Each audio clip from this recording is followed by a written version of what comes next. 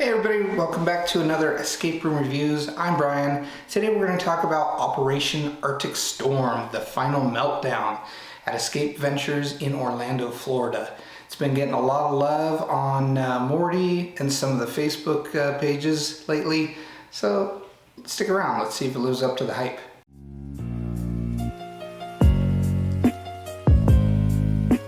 Escape Ventures in Orlando currently has 5 games.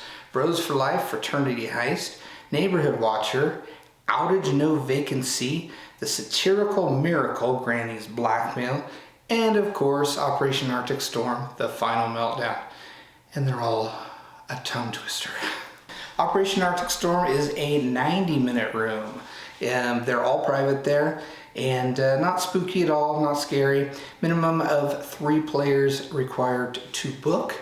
We did play all 5 of their games in one day, and this was my favorite.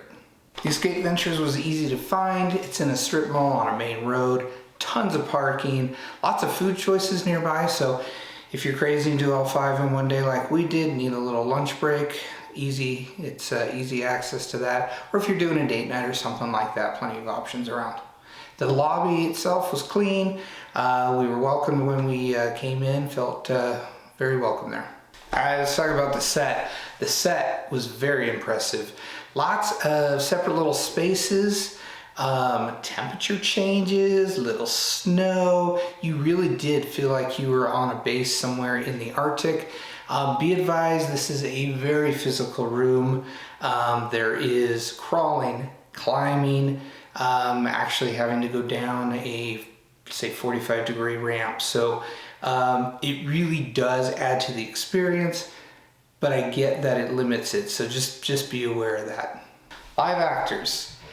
Some people hate them and will avoid rooms with them. Some people seek them out. They can make or break a room. This one does have a live actor. However, I will say it does enhance the experience, not detract from it. They are with you at the very beginning just for a minute or so. They reappear midway through the game for a couple minutes, and then they reappear at the very end. So for the majority of the 90 minutes, you're by yourself, you're solving puzzles. And like I said, they just kind of add a little bit here and there to the experience. Yes, you have to do a tiny little bit of acting, but which is not my thing. But in this case, I did not mind it one bit. Let's talk about puzzles. There were a lot of puzzles, as you would expect in a 90-minute room. They all felt like they belonged as you moved from space to space within the room. They made sense for which area they were in. I thought the puzzles flowed very nicely. There was always plenty to do. There was kind of a, it's not necessarily linear, but obviously within each space there's many puzzles to do. And then you finish those and move to a new space, and then again more puzzles to do. So I never was standing around. A lot of clever puzzles. There were several where we finished and we all went, oh, that was cool, or that was clever.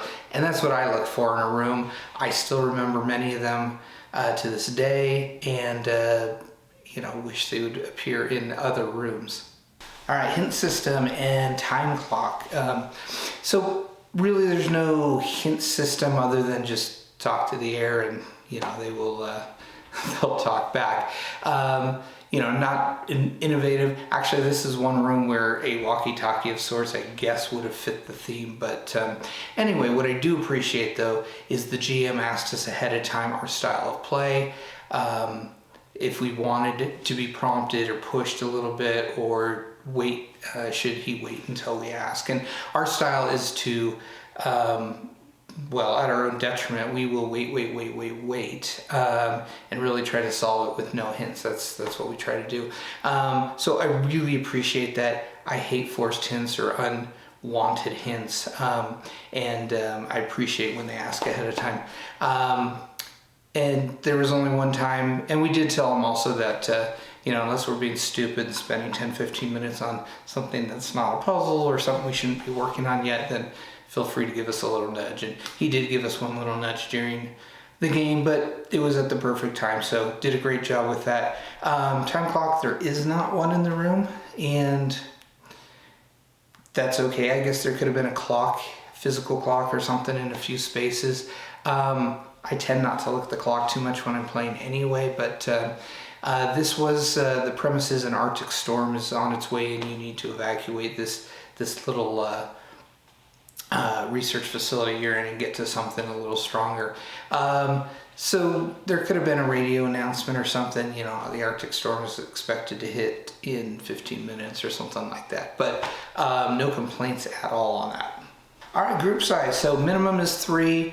I would suggest 3 or 4. And honestly, I say that on almost every room. We like to play with 3. We just feel you get more involvement in all the puzzles. You know, too many cooks spoil the broth type thing. In this one though, I will say 3 to 4 is recommended because of some of the spaces are tight. And I think if you had more than 4, you kind of be stepping on each other's toes. All right, my final thoughts. So, is it worth all the attention and hype it's been getting? Yeah, I think it is. This is in my top 5. I know it's in my son's top 10. I actually think it's my wife's number 1 at the moment. And it's not just one standout thing. It had an incredibly immersive set. The live actor interaction was just enough to add a little bit without detracting. The puzzle variety and quality was incredible, and it just flowed well. We just had a great time. We were smiling the whole time, having a blast. So if you're in Orlando or planning a vacation there, and by the way, we were on vacation, that certainly never hurts your thoughts on a room. But anyway, go give it a try. You will not be disappointed. That's it for now, and I will see you on a future escape room review.